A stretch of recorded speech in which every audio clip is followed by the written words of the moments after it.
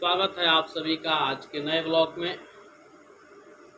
आज का विषय होगा नया रजिस्ट्रेशन किसान सम्मान निधि। नया रजिस्ट्रेशन किसान सम्मान निधि का जो लोग भी करवाए हैं वो लोग अपना करंट स्टेटस जांच करवा लें कि उनका फाइल कहाँ पे रुका हुआ है, कहाँ तक काम हुआ है, कहाँ तक बाकी है।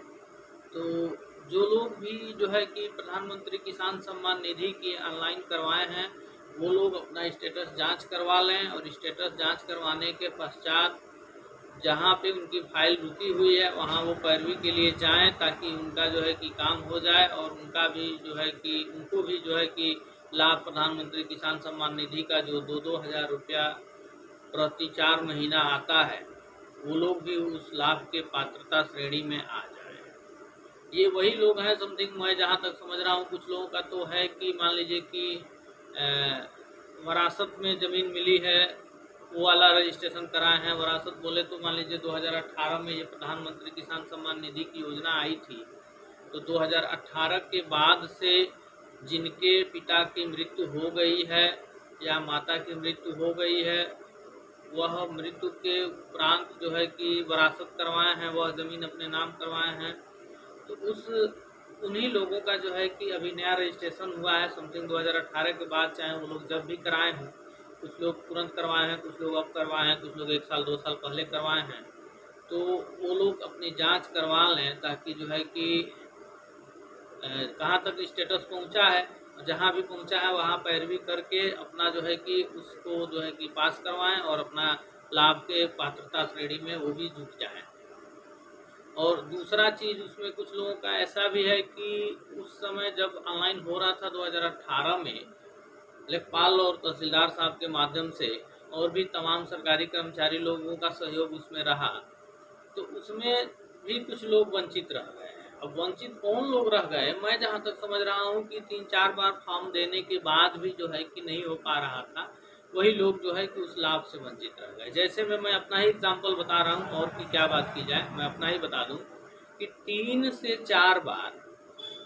4 बार हम अपना इंतखाब, पिताजी का और Aadhaar card, bank passbook, photo, mobile number, form भर करके 3 से 4 बार जहाँ भी जमा हो रहा था प्राथमिक विद्यालय पे या सरकारी कर्मचारी लोग आते थे वहाँ जमा होता था, जहाँ भी बैठक लगती थी, हम खुद अपने हाथ से 3 से 4 बार दिए थे।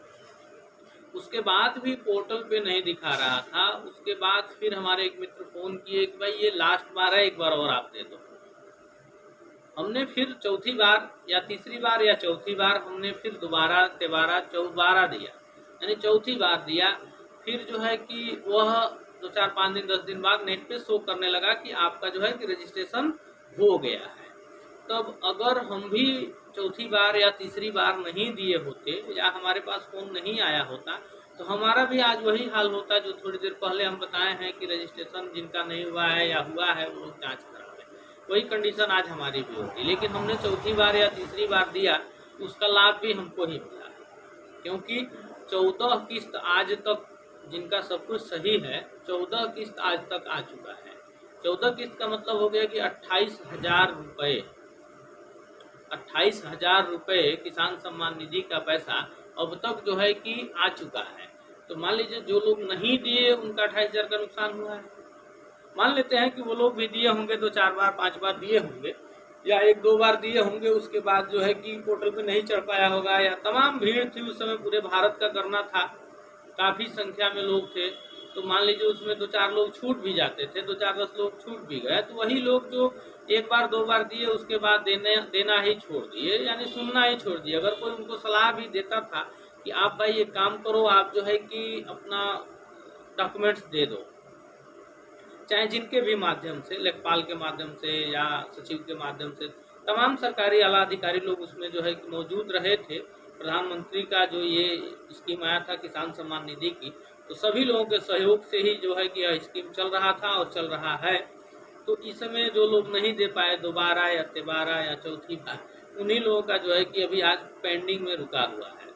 तो अब हम यही उन लोगों से निवेदन करेंगे कि जो लोग अब तक अपनी फाइल दिए हैं वो लोग अपना करंट स्टेटस जांच करवाते रहें, जहां पे भी पहुंचा है वहां जाके अपना ओरिजिनल डॉक्यूमेंट्स दिखाएं क्योंकि अभी तो हम जहाँ तक समझ रहे हैं कि समथिंग 1 साल पहले से जो रजिस्ट्रेशन हो रहा था, उसके बाद हार्ड कॉपी कहीं ले जाकर जमा नहीं करनी होती थी, लेकिन सत्यापन हो जाता था। तो सत्यापन हो जाता था, तो अभी जिनकी जहाँ कृषि इकाई है वहाँ पे कुछ लोगों का फाइल रुका हुआ है, बोले तो डिस्ट्रिक्ट लेवल पे उनका जो है कि फाइल रुका हुआ है। तो वो लोग अपना इंतखाब की कॉपी, आधार कार्ड की कॉपी लें और अपने नज़दीकी जो है कि कृषि इकाई पे पहुँचें, जिनका जहाँ पे भी हो।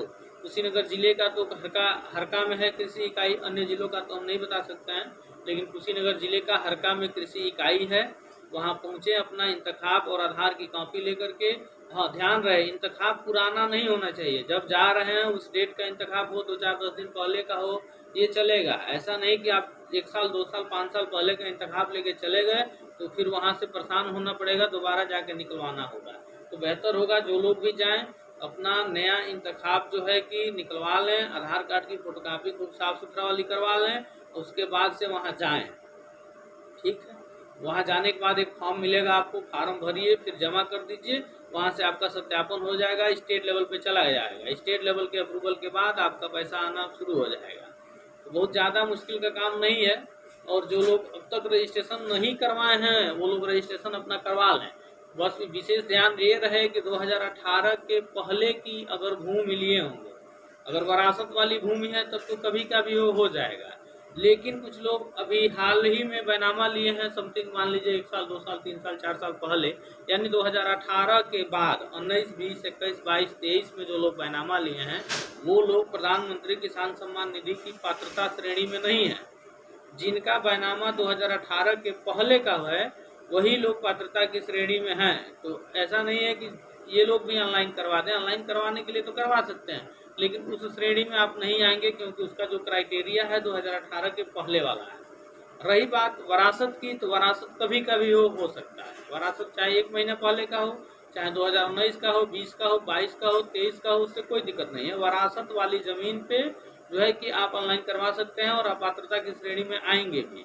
तो नए रजिस्ट्रेशन जो लोग नहीं करवाए हैं उनके लिए जो है कि ये है कि आधार में मोबाइल नंबर लिंक होना चाहिए, राशन कार्ड में नाम होना चाहिए, और खेत का कागज यानी इंतखाब और आधार कार्ड लेकर के जाएं अपने नज़दीकी ऑनलाइन सेंटर पे और अपना नया रजिस्ट्रेशन करवा लें। जो लोग अब तक प्रधानमंत्री किसान सम्मान निधि की जो है कि ऑनलाइन नहीं करवाए हैं या उस पोर्टल पे या उस सरकार की योजना में सम्मिलित नहीं हैं, तो ऑनलाइन करवा करके उस सरकार की योजना में सम्मिलित हो जाएं ताकि उनको भी कुछ लाभ मिलता रहे। और रही बात कुछ लोगों का 2-4 किस्त आने के बाद भी रुक गया है, ये भी एक बहुत बड़ी समस्या है कि 2-4 किस्त आया उसके बाद रुक गया। क्यों रुक गया? पहले जो अकाउंट दिया गया था उसी अकाउंट में पैसा आता था। जो अकाउंट पहले रजिस्ट्रेशन जब हो रहा था उस समय दिया गया था उसी अकाउंट में पहले पैसा आता था, लेकिन अब वो ऐसा नहीं है। अब डीबीटी के माध्यम से पैसा आ रहा है, डीबीटीएल के माध्यम से पैसा आ रहा है, आधार कार्ड के माध्यम से आपका सरकारी कोई भी पैसा आपके खाते में भेजा जा रहा है। तो आधार से जो बैंक लिंक होगा उसी बैंक में जाएगा। अब इसमें भी वो समस्या बनी थी, कुछ लोगों का एक ही अकाउंट था, चाहे वो जिस बैंक में भी हो, एक ही अकाउंट था और वह अकाउंट आधार से लिंक नहीं था। जब तक डीबीटी वाली सर्विस नहीं थी तब तक तो उनको पैसा मिला, लेकिन जब ये सर्विस चालू हो गई आधार के माध्यम से पैसा भेजना, आधार सीडिंग के माध्यम से पैसा भेजना, तब उनका जिनका भी लिंक नहीं था उनका पैसा रुक गया, नहीं आ सका। एक कारण तो ये हो गया। और दूसरा कारण हो गया कि कुछ लोगों का लैंड सीडिंग नो हो गया। लैंड सीडिंग नो बोले तो ये हो गया कि शुरू में जब ऑनलाइन हो रहा था तो बहुत सारा फर्जी भी हो गया था, तो बीच में सरकार उसकी जांच करवाई कि कुछ लोग फर्जी भी हैं इसमें, उसका जांच किया जाए। तो जांच के उपरांत कुछ सभी लोगों से जो भी किसान सम्मान निधि के लाभ पा रहे हैं उन सभी लोगों से इंतखाब मांगा गया, आधार कार्ड की कॉपी मांगी गई। तो उसमें कुछ लोगों ने इंतखाब और आधार की कॉपी सही समय पे सही जगह पे पहुंचाया और कुछ लोग नहीं दे पाए, चाहे जिस कारण नहीं दिए हों, नहीं दे पाए। तो जो लोग नहीं दे पाए उनका लैंड सीडिंग नो हो गया। अब वही लोग परेशान हैं कि लैंड सीडिंग ऐसे कैसे होगा। अब अपने इंतखाब निकालें और तहसील में जाएं, चक्कर लगाएं 2-4 बार। जब कर्मचारी घर आकर के मांग रहे थे तो दिए नहीं, उस समय पता नहीं कहाँ थे। तो अब तहसील में जाइए और इंतखाब की कापी, आधार कार्ड की कापी और किसान सम्मान निधि का लेटर लेकर के जाइए कि भाई लेटर क्या होता है। अब ये भी बताना पड़ेगा आपको, आप सबको, कि लेटर ये होता है कि आपका कितना किस्त आया है, कितना किस्त नहीं आया, उसका प्रमाण दीजिए। तो प्रमाण नेट से निकलेगा, नेट से निकलवा करके लेके जाएंगे, भाई इतना किस्त आया, उसके बाद मेरा लैंड सीडिंग नो हो गया। फिर वहां से आपका लैंड सीडिंग के लिए आपका इंतखाब अपलोड किया जाएगा। 10 से 15 दिन 20 दिन का समय लगता है उसमें अपलोड होने के बाद, तब नेट पे शो करेगा कि लैंड सीडिंग यस हो गया। ठीक है, एक हो गया ये लैंड सीडिंग यस हो गया। दूसरा हो गया आपका बैंक वाला मामला। तीसरा एक और मामला था उसमें, वो कौन सा मामला था कि एक लैंड सीडिंग यस हो गया, एक वो हो गया आधार ये, और एक कौन सा था बैंक सीडिंग, बैंक सीडिंग हो गया, लैंड सीडिंग हो गया, केवाईसी, केवाईसी एक था। अब केवाईसी क्या था, आज के 8 से 9 महीना पहले सरकार ने न्यूज़पेपर के माध्यम से और भी सोशल मीडिया के माध्यम से, जनसेवा केंद्र के माध्यम से, ग्राम प्रधान के माध्यम से, लेखपाल, सचिव, कोटेदार के माध्यम से जो भी किसान सम्मान निधि का पैसा पाते थे, उन सभी को जो है कि सरकार ने सूचना भिजवाया, सूचित किया कि सभी लोग अपनी केवाईसी करके बताएं कि हम जीवित हैं। कुछ लोग उसमें केवाईसी करके बताए और कुछ लोग आज तक केवाईसी करके नहीं बता पाए। तो जो लोग केवाईसी करके बताए उनका तो पैसा आ रहा है, एक भी किस्त नहीं रुका है। लेकिन जो लोग केवाईसी करके आज तक किसी को नहीं बताए, पोर्टल पे नहीं बताए, उनका पैसा रुका हुआ है। तो एक तीसरा कारण ये हो गया। तो जो लोग केवाईसी नहीं करवाए हैं, अभी लास्ट डेट चल रहा है, वो लोग अपनी केवाईसी करवा लें, अन्यथा वो लोग पोर्टल से ही डिलीट हो जाएंगे, फिर शुरू से गीत गाना पड़ेगा। अभी तो कम चक्कर लगाना पड़ रहा है, तब ज़्यादा चक्कर लगाना पड़ेगा। तो बेहतर होगा जो लोग अपनी किसान सम्मान निधि में केवाईसी नहीं करवाए हैं वो करा लें। कुछ लोग तो ऐसा भी समझ रहे हैं कि बैंक में जाके कराए तो हो नहीं गया। तो बैंक की केवाईसी अलग होती है और पीएम किसान सम्मान निधि की केवाईसी अलग होती है। ऐसे ही पेंशन वाले में भी हुआ था, बुढ़ापा पेंशन, विधवा पेंशन और विकलांग पेंशन में भी सरकार ने कहा था जो लोग जीवित हैं वो लोग बताएं कि हम जिंदा हैं, तो उनको पैसा दिया जाएगा, नहीं तो नहीं दिया जाएगा। उसमें भी कुछ लोग कह रहे थे कि बैंक में जाके कराए तो हो नहीं गया। अरे भाई, 4 लोग परिवार में अगर हैं तो 4 लोगों में किसी एक ने खाना खा लिया तो सब कोई खा लिया? नहीं खाया। चारों लोग खाएंगे तब कहा जाएगा कि सभी लोगों ने खा लिया। मान लीजिए कि 3-4 जगह खेत है आपका, एक जगह का खेत की बुआई हो गई तो क्या सभी जगह का खेत की बुआई हो गई? नहीं हुई। ठीक उसी प्रकार ये भी है, एक जगह केवाईसी करवा दिए तो आप समझ रहे हैं कि सब जगह केवाईसी करवा दिया, ऐसा नहीं है। सबका अलग अलग पोर्टल है, सबका अलग अलग विभाग है। किसान सम्मान निधि की केवाईसी अलग होती है, बुढ़ापा पेंशन की केवाईसी अलग होती है, वृद्धा पेंशन की केवाईसी अलग होती है, विकलांग पेंशन की केवाईसी अलग होती है, प्रधानमंत्री किसान सम्मान निधि की केवाईसी अलग होती है, बैंक की केवाईसी अलग होती है। सबकी अलग अलग होती है और सबको जिनका जो जिस श्रेणी में है वो उस श्रेणी में बताएंगे कि हाँ हमारी केवाईसी हुई है, नहीं हुई है तो करें, तब जाकर के वो लाभ के पात्रता की श्रेणी में आएंगे। ऐसा नहीं है कि बैंक में गए केवाईसी करवा दिए तो हम तो केवाईसी करवाए हैं भाई। अरे भाई ठीक है, आप कराए वो अलग है, ये अलग है। सबका अलग अलग फंडा बांटा गया है, तो जिनका जो भी है वो करा लें ताकि बाद में दौड़ना न पड़े। शुरू में अगर करा ले रहे हैं तो बहुत कम समय में बहुत बढ़िया काम हो जाएगा आपका। अब तो मान लीजिए 8-9 महीना पहले सरकार ने कहा था कि जो भी लोग हैं वो लोग बताएं।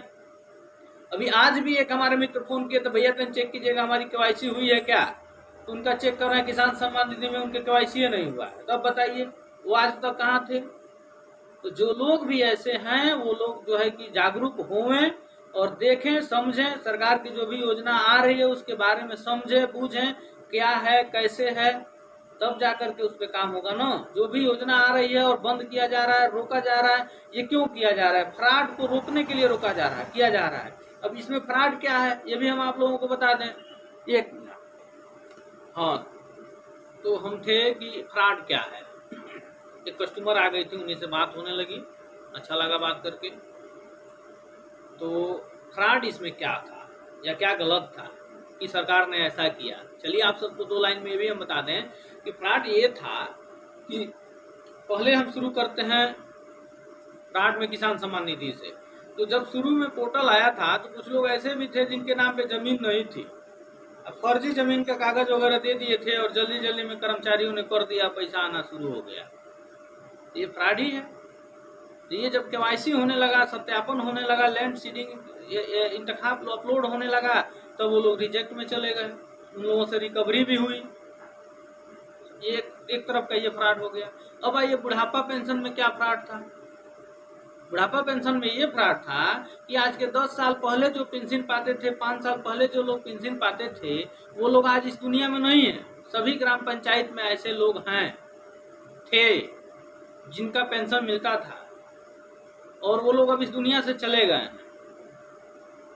तो मान लीजिए अगर एक ग्राम पंचायत में 5 से 10 लोगों की अगर मृत्यु हुई है और एक लोगों का 1000 रुपये महीने का अगर जा रहा है, तो 10 लोगों की अगर मृत्यु हुई है तो 10,000 रुपये महीना हुआ, तो साल में कितना हुआ।